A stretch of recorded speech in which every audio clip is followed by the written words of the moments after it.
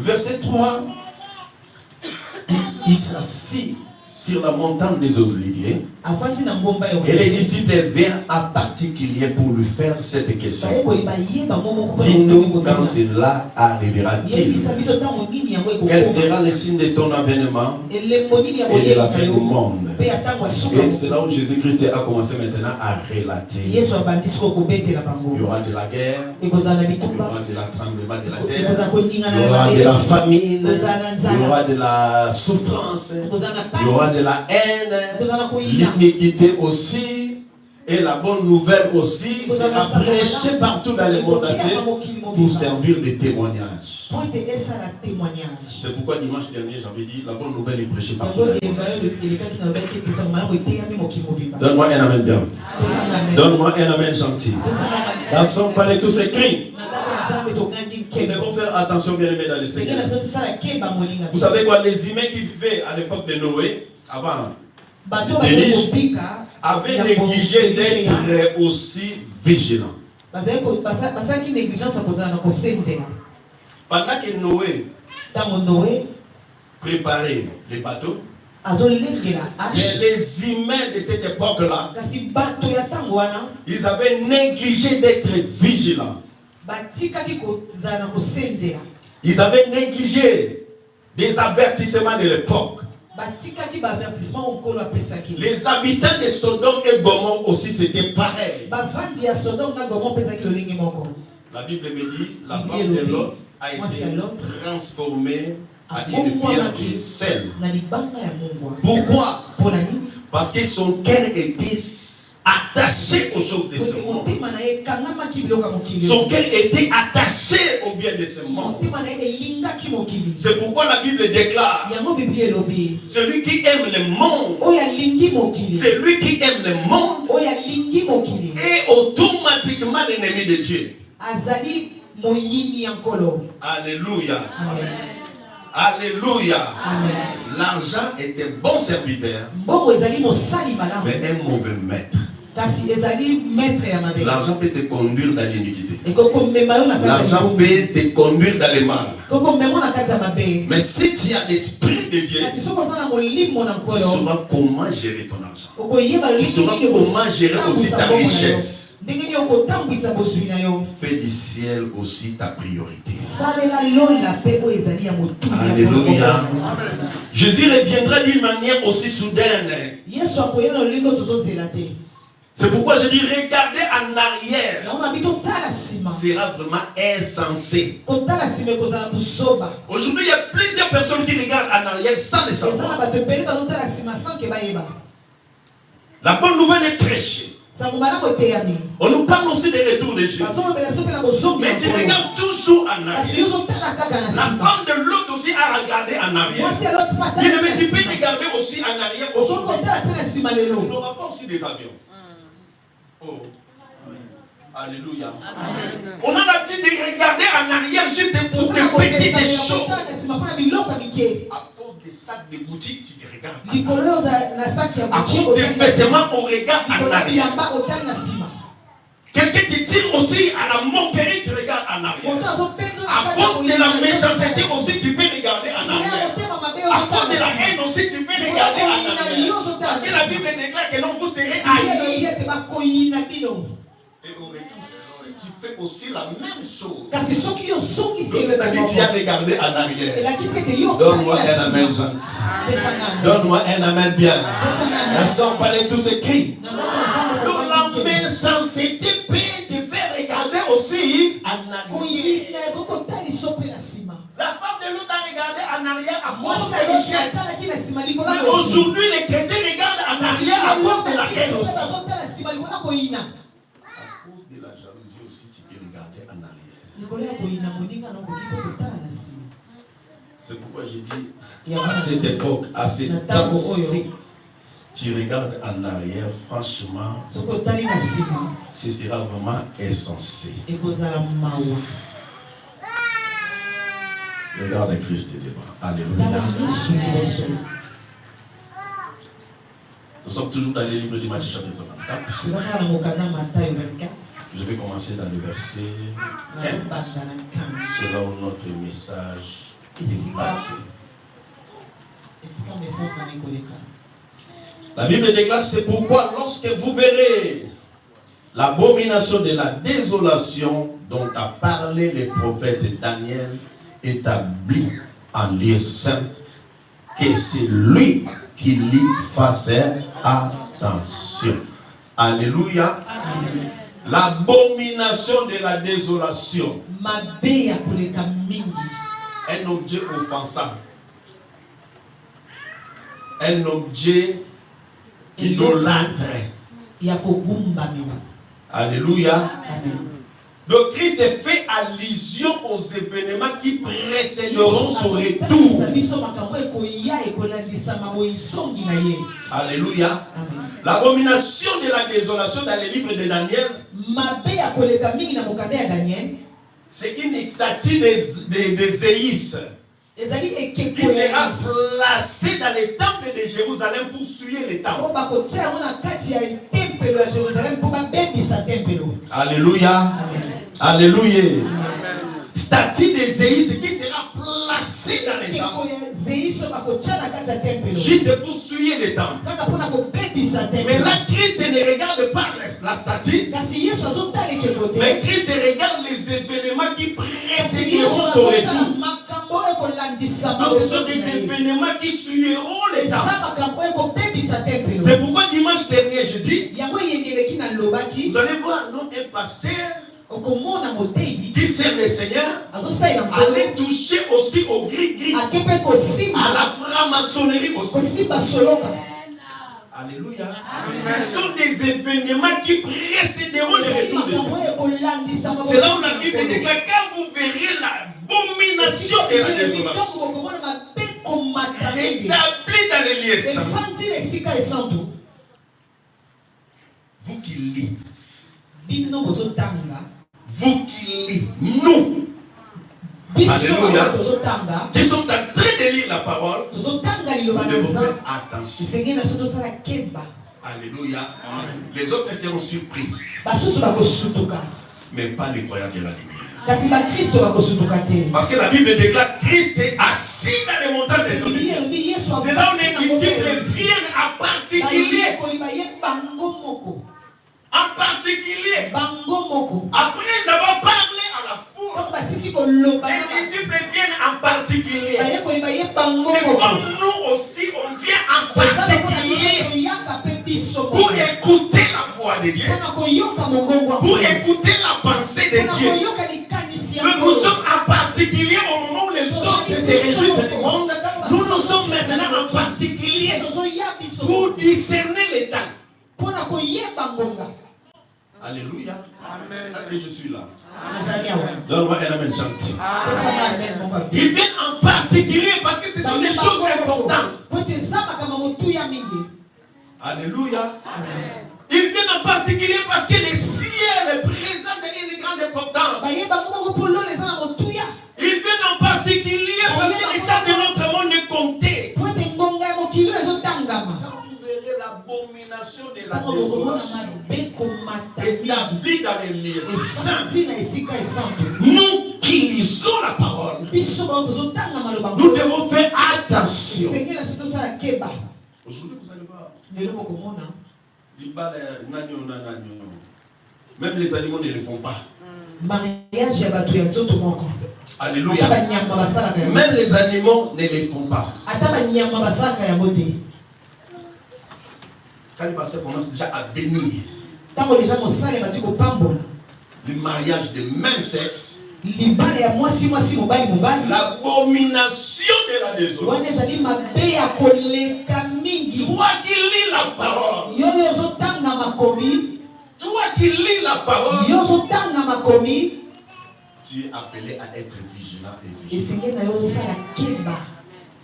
Dieu a détruit Sodome et Gomorrhe. Mais au jour d'aujourd'hui, ce qui se passe, vous allez voir, non, je ne sais pas si à l'époque de Sodome et Gomorrhe, on n'a pas vaincu aussi, mais ça, c'est trop. nous devons faire attention. Donc, Christ fait allusion aux événements qui précéderont son retour. Et tous ces événements-là, au jour d'aujourd'hui, vous allez remarquer que non, ça s'est produit. Alléluia. Amen. Même les publicités dans la télé, BFM TV, vous allez voir que non. Carrefour, aujourd'hui, pour acheter, on peut utiliser aussi la main. Carrefour, alléluia. Et quand la Bible nous parle de la marque de la bête, son identité sera révélée après l'enlèvement de l'Église.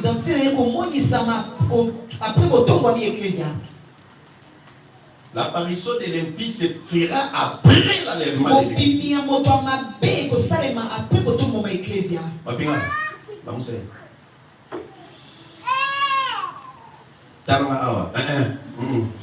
Regarde-moi ici. Alléluia, regardez ici. Donc, son apparition se fera après l'enlèvement de l'Église. C'est pourquoi la Bible déclare que non. La détresse sera si grande. Alléluia. La Bible déclare dans les livres, toujours dans les mêmes livres, dans les versets 16, alors que ceux qui seront en Judée fuient dans les montagnes. Nous savons tous que la Judée, c'est la ville de Dieu. La ville du Seigneur. Mais la Bible déclare que ceux qui seront en Judée fuiront dans les montagnes. Alors le juif avait espéré que Dieu protégerait sa ville.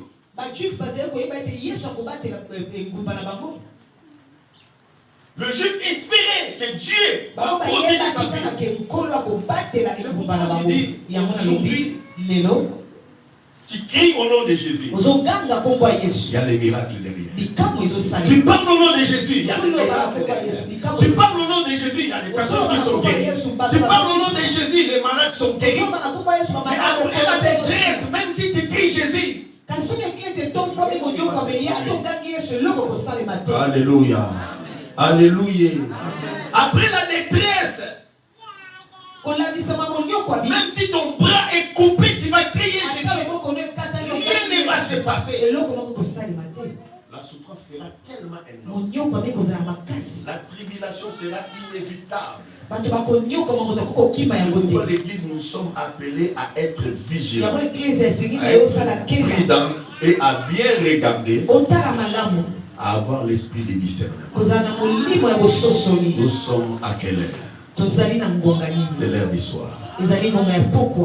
Donc des fois on croit que non, on attend d'abord le mariage de l'autre. Non, on attend encore que mes enfants puissent se marier. Quand tu crois que le retour de Jésus attend seulement que ton enfant puisse se marier. La Bible déclare ce qui arriva à l'époque de Noé. Ce qui arriva à l'époque de Noé, donc les gens se mariaient, mariaient aussi leurs enfants. Mais le déluge les a surpris. Au retour du Fils de l'homme, c'est fait aussi de la même manière.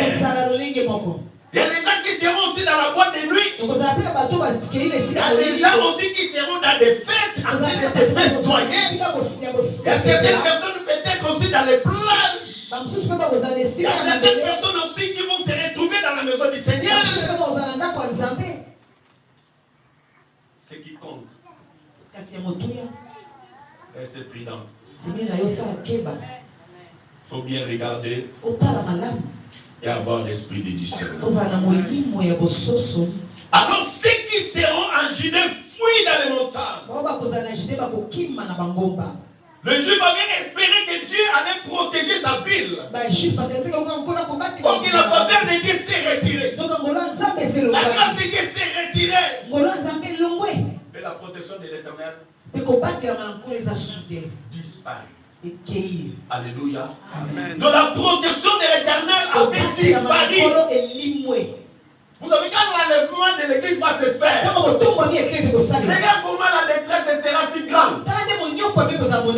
Je ne sais pas, peut-être certaines personnes aussi seront dans les TGV. Certaines personnes aussi seront dans l'avion. Même si le pilote a donné sa vie à Jésus. Imagine. Est-ce que je suis là? Dans sa palette, tout s'écrit. Si tu vois que le sommeil arrive, lève-toi. Alléluia. Amen. Ne laisse pas l'ennemi t'avoir en ce moment. Alléluia. Reste attentif. Donc je donne cet exemple. L'enlèvement de Jésus. Le pilote a donné sa vie à Jésus. Nous savons tous l'avion avant de décoller. Il fait 500 km à l'heure. Il fait seulement 500 km à l'heure. Alléluia. Il fait 500 km à l'heure avant de. Il fait seulement 500 km après des matins. En haut là-bas, il fait au moins 1000 km à l'heure. Il faut encore plus rapide. Mais le pilote a donné maintenant sa vie à Jésus. Il a laissé Jésus comme son Seigneur et Sauveur. Et l'enlèvement maintenant arrive. Et le pilote est parti. Et les passagers. Qu'est-ce qui va se produire ici? Peut-être que tu es aussi dans les TGV. 300 km à l'heure. 300 km. Le machiniste est enlevé. Regarde ce qui va se produire après l'enlèvement des machinistes. Même quand on fait l'autoroute ici, 100 km. En Allemagne, il n'y a pas de limitation. Peut-être que quand on va en Allemagne, 170 km à l'heure, 200 km à l'heure, et le conducteur est monté. Toi, les passagers, tu restes derrière la voiture. Regarde ce qui va se produire maintenant après ce moment-là. Alléluia. Donc la détresse sera si grande. Et l'église, nous sommes appelés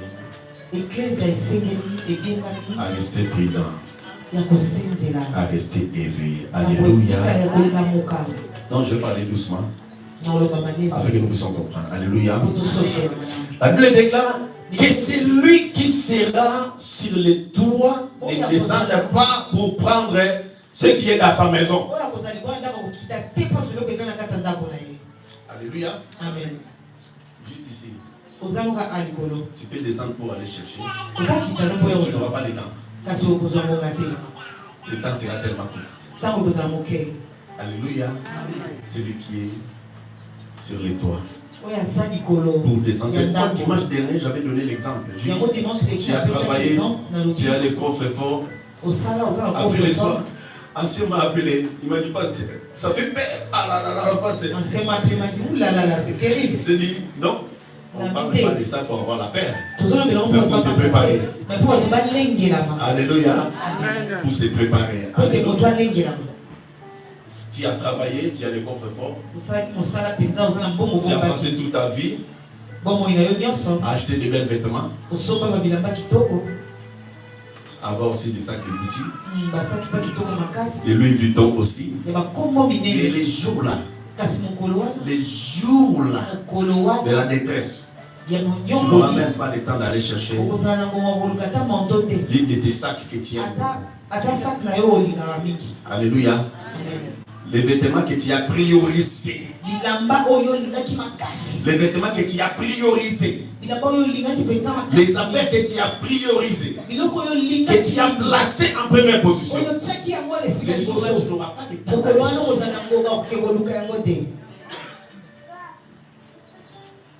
Alléluia. Amen.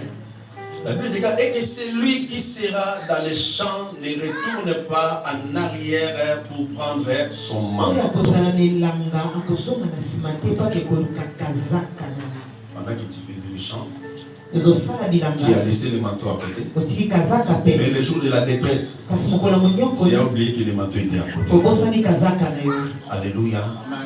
Tu n'auras même pas le temps d'aller chercher. Malheur femmes qui seront enceintes